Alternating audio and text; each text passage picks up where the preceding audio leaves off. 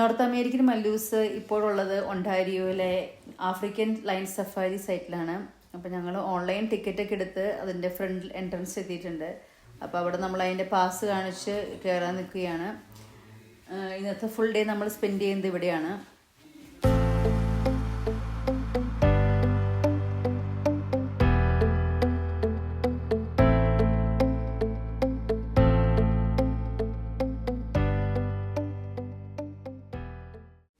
ഞങ്ങളപ്പോൾ പാസ്സൊക്കെ കാണിച്ച് ഇതിൻ്റെ എൻട്രൻസിൻ്റെ അടുത്തെത്തി. ഈ ഗേറ്റ് ഓപ്പൺ ആയാലാണ് നമ്മുടെ സഫാരി സ്റ്റാർട്ട് ചെയ്യുന്നത്. അപ്പോൾ അതിന് മുമ്പ് 2-3 സ്റ്റാഫ് നമ്മുടെ വണ്ടി ചെക്ക് ചെയ്യാനും ഡോർസും വിൻഡോസൊക്കെ ലോക്കാണെന്ന് ചെക്ക് ചെയ്യാനൊക്കെ വരും. അപ്പോൾ ഞങ്ങളുടെ വണ്ടിയുടെ ബാക്കിൽ മോട്ടോർ ഹോമിൻ്റെ ബാക്കിൽ ബൈക്സ് ഉണ്ടായ കാരണം അവരത് റിമൂവ് ചെയ്യാൻ പറഞ്ഞു. അപ്പോൾ ഒരു ലോക്ക് ചെയ്ത് വെക്കുന്ന സ്ഥലമുണ്ട്, അപ്പോൾ അത് കാണിച്ചു തന്നു. അപ്പോൾ ഞങ്ങൾ 2ാമത് ലൈനിൽ പോയി നിൽക്കാൻ പറഞ്ഞു. ഞങ്ങൾ കുറച്ച് നേരം ഡിലേ വന്നു അവിടെ എൻട്രൻസിലേക്ക് കയറാനായിട്ട്. വണ്ടി കൊണ്ടുവന്ന് വെച്ച് കഴിയുമ്പോൾ അവർ ഓക്കെ പറഞ്ഞു നമുക്ക് പോവാം. പിന്നെ ഒരു ഇൻസ്ട്രക്ഷൻ തന്നിരുന്നു, നമ്മൾ വിൻഡോ ഇടയ്ക്ക് തുറക്കാൻ പാടില്ല, കാരണം ആനിമൽസ് നമ്മളെ അറ്റാക്ക് ചെയ്യാൻ സാധ്യതയുണ്ട്. അപ്പോൾ അതുകൊണ്ട് നമ്മളെപ്പോഴും വിൻഡോസും എല്ലാം ക്ലോസ് ചെയ്തിരിക്കാൻ പറ്റത്തുള്ളൂ വണ്ടിയുടെ അകത്ത്.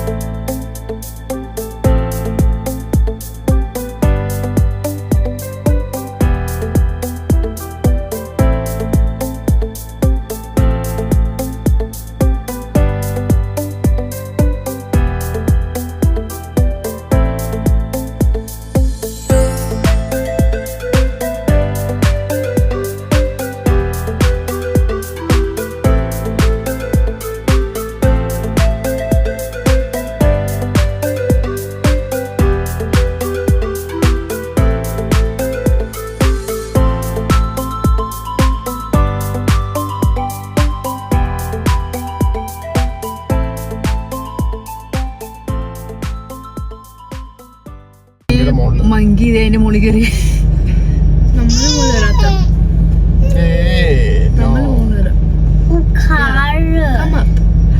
അത് അവർ ഡ്രൈവ് ചെയ്തിരിക്കാണ്. അവരിവൻ നോട്ടീസ് ചെയ്തോ?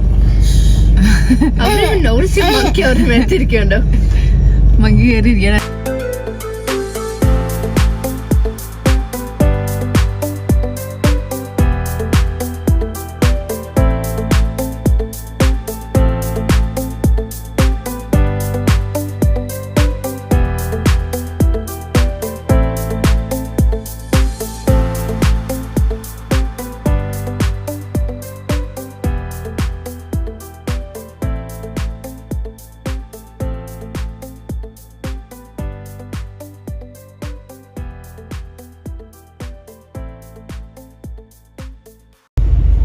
ഒരു മങ്കി നമ്മുടെ അടുത്തേക്ക് ആ വണ്ടി ചാടിയെന്ന് തോന്നുന്നു. മങ്കി അല്ലേ വേറെയാണോ? അപ്പൊ ഞങ്ങളിപ്പോൾ ഇവിടെ ഒണ്ടാരിയോയിലെത്തിയത് ചിക്കാഗോ കഴിഞ്ഞ് ഇന്നലെ എത്തിയതാണ്. പക്ഷെ ഭയങ്കര മഴയായിരുന്നു. ഞങ്ങൾ ക്യാമ്പ് സൈറ്റിലായിരുന്നു സ്റ്റേ ചെയ്തത്. അത് കഴിഞ്ഞിട്ടിപ്പോൾ ഞങ്ങൾ തീരുമാനിച്ചു അപ്പോൾ ഇങ്ങനെ ഇവിടെ നല്ലൊരു സഫാരി നല്ലതെന്ന് കുറേ പേര് തന്നെ പറഞ്ഞിരുന്നു. കാണാൻ ഒരു ഡ്രൈവിന് പോകാൻ നല്ലതാണ്, എക്സ്പീരിയൻസ് പിള്ളേർക്ക് ഇഷ്ടപ്പെടുമെന്ന് പറഞ്ഞാൽ ഞങ്ങൾ ഇത് സെലക്ട് ചെയ്തത്. ഇപ്പോൾ നല്ല രസമാണ്. കുറേ മങ്കികളൊക്കെ ഉണ്ട്. ഞങ്ങൾ ഇപ്പോൾ ലൈൻ്റെ കഴിഞ്ഞ് പിന്നെ മങ്കികളായിരുന്നു. മങ്കികൾ നമ്മൾ മൂന്നാറൊക്കെ പോകുമ്പോൾ കാണുന്ന വരി അവിടെ നിന്ന് ഇവിടുന്നൊക്കെ ചാടാൻ വേണ്ടി നിൽക്കുന്നുണ്ടായിരുന്നു. പിന്നെ കുറേ മങ്കികൾ ഇങ്ങനെ കല്ലിൻ്റെ മുകളിലും ചെറിയൊരു ട്രീ ഹൗസിൻ്റെ മുകളിലൊക്കെ ഇങ്ങനെ നിരന്നിരിക്കുന്നുണ്ട്. പിന്നെ ഞങ്ങൾ കണ്ടത് കാറിൻ്റെ മുകളിൽ ഒരാളിരിക്കുന്നുണ്ടോ. ആളുടെ വിചാരം കണ്ട് കാറിൽ കയറി പോകാൻ വേണ്ടി ഇരിക്കുന്നുണ്ട്. പിന്നെ അവിടെ ഒരു ഗേറ്റ് ഉണ്ട്, അതിന് മുമ്പ് നിങ്ങളൊക്കെ അവർ മാറ്റും. പിന്നെ ഇവിടെ സ്റ്റാഫുണ്ട്, അപ്പോൾ അതുങ്ങളിങ്ങനെ ആ ഗേറ്റിൻ്റെ അപ്പുറത്തേക്ക് ഇതിലേക്ക് പോകാൻ പറ്റത്തില്ല. അതുവരെ നമ്മളിങ്ങനെ ഒന്നും ഉപദ്രവിക്കുന്നില്ലെങ്കിൽ അവർ നമ്മുടെ കുഴപ്പമൊന്നും ഇല്ലാണ്ട് നമ്മുടെ വണ്ടിയിലിരുന്നാലും പ്രശ്നമൊന്നുമില്ല. നമ്മൾ വിൻഡോ തുറക്കാതെയും ഫീഡ് ചെയ്യാതിരുന്നാൽ മതി. അവർ മെയിൻ അതാണ് അവരുടെ ഇത്. കാരണം അല്ലെങ്കിൽ അവർ അറ്റാക്ക് ചെയ്യാൻ സാധ്യതയുണ്ട്. ഒരാൾ മുകളിൽ കയറി ഇരിക്കുന്നുണ്ടോ?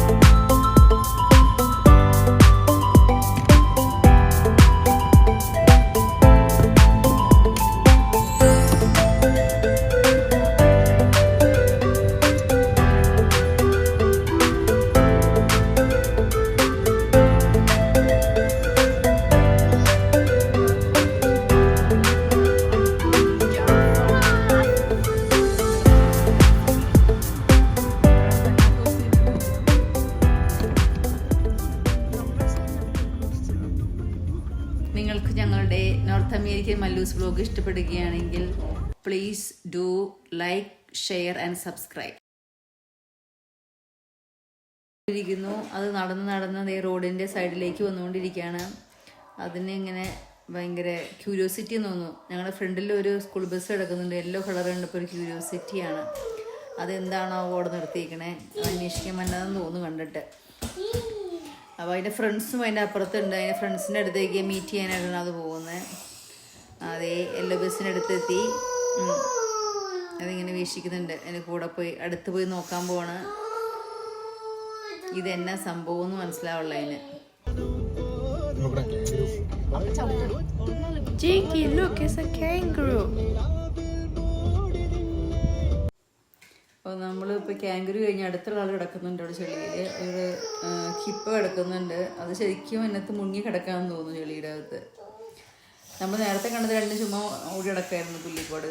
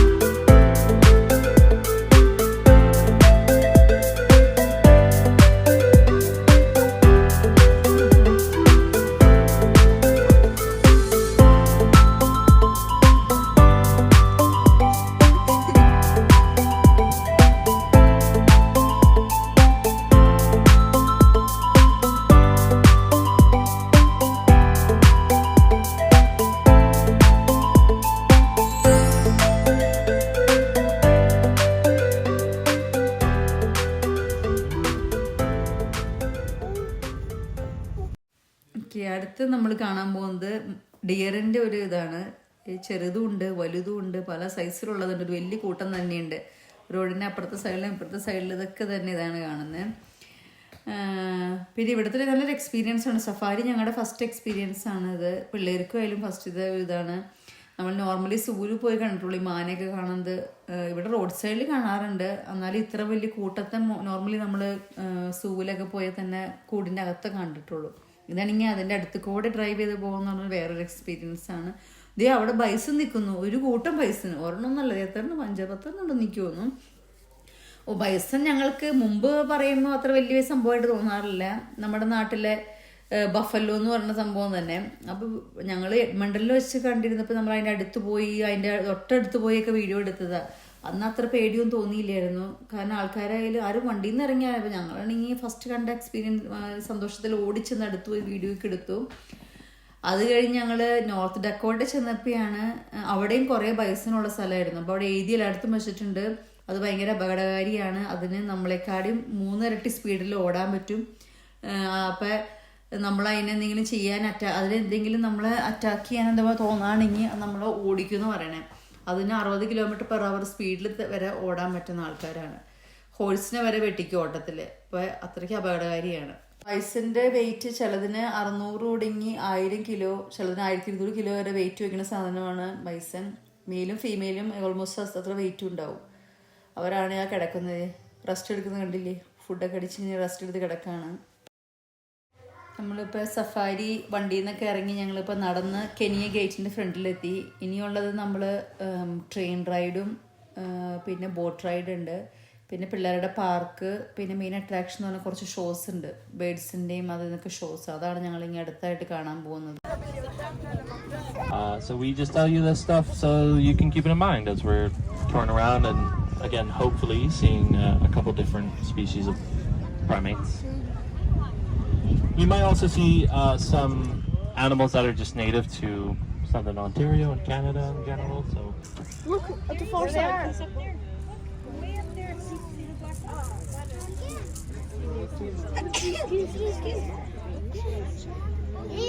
Guys, the monkey. so some of you guys are cheating just a little bit, seeing the primates on the other island there. That's okay though. So we can see our white-handed gibbon.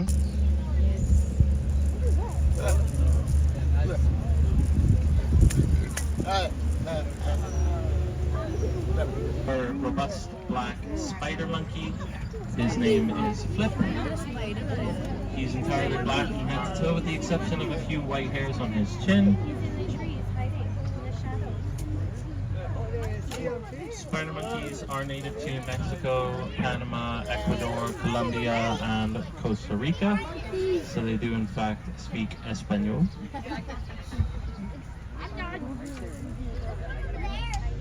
And then our other spider monkey is again over to our right hand side here.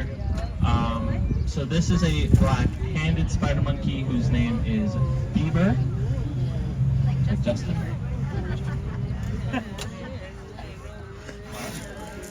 He doesn't sing. Let's name them, the lemurs. Okay, go ahead. Gary. Okay. Which one's named Gary? The one on the left or the one on the right? Gary. The one on the right? Okay, the one on the right's Gary. Floppy.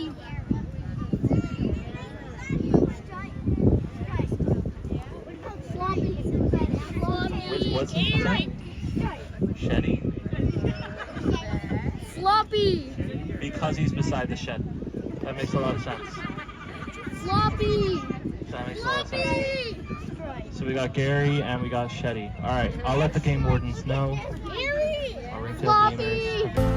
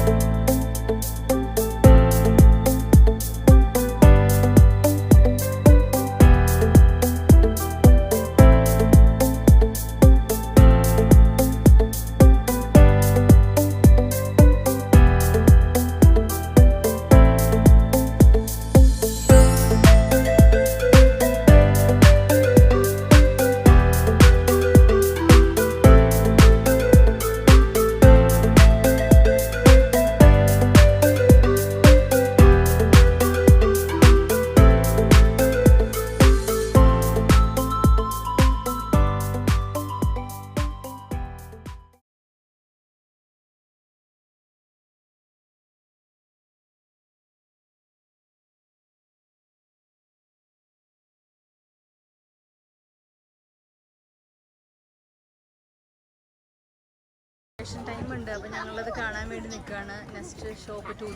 lot of you probably recognize this bird because of that iconic white head, but they don't actually develop that coloration until they're about 5 years old. Before then, it can look more like a mottled brown color and can lead them to be easily confused with the golden eagle. Now, some of you might be familiar with the unfortunate history of this bird. In the 1960s and 70s, a pesticide known as DDT was being used on farmers' fields. This pesticide was leaching into waterways and bioaccumulating in the prey of the bald eagle.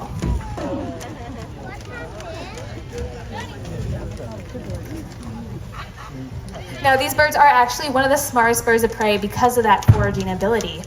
And they're actually so smart that they know if they hunt in a large enough group, they can take down an entire sheep. Now, that's pretty impressive because that bird is about... She's got it. Turbulence that allows him to glide silently on top, just like that. Now, hopefully you guys are noticing that Dauber has very nice dark black eyes, and that is a very good indication that this is a nocturnal owl. What that means is that instead of hunting during the day, he will hunt entirely at night. Now, a lot of us are more familiar with owls as doing that, but we also have crepuscular and diurnal owls who will hunt fully during the day or in periods of low light. Now, hopefully when he's up here, you guys are noticing that he turns his head around an awful lot. But that's because owl eyes are kind of special. They're kind of like tubes that jet right into the back of their skull and are held in place by a structure called sclerotic rings. Now, these rings mean that in order for an owl to...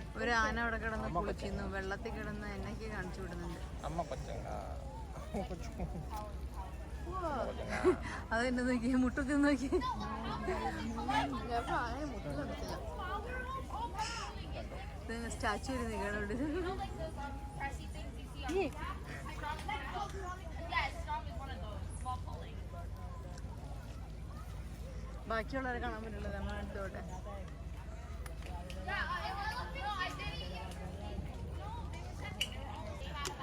നാല് ആനകളുണ്ട്. ഇപ്പൊ നമുക്ക് തോന്നുന്ന ഒരാൾ ഇങ്ങോട്ട് പോയി, നമ്മുടെ രണ്ടാമത്തെ ആള് വരുന്നത്.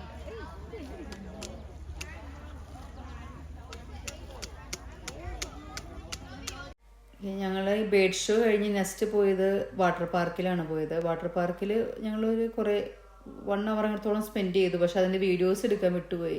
കാരണം അവിടെ നമ്മൾ കയറി കഴിഞ്ഞ് പിന്നെ പിള്ളേരുടെ ഓട്ടതൊക്കെ ആയിരുന്നു. അതിനിടയ്ക്ക് വീഡിയോൻ്റെ കാര്യം ഓർത്തേയില്ല. അതും പിന്നെ ഗിഫ്റ്റ് ഷോപ്പും ഉണ്ടായിരുന്നു. അതിൻ്റെയൊക്കെ ഞങ്ങൾ വീഡിയോസ് എടുക്കാൻ വിട്ടുപോയത്.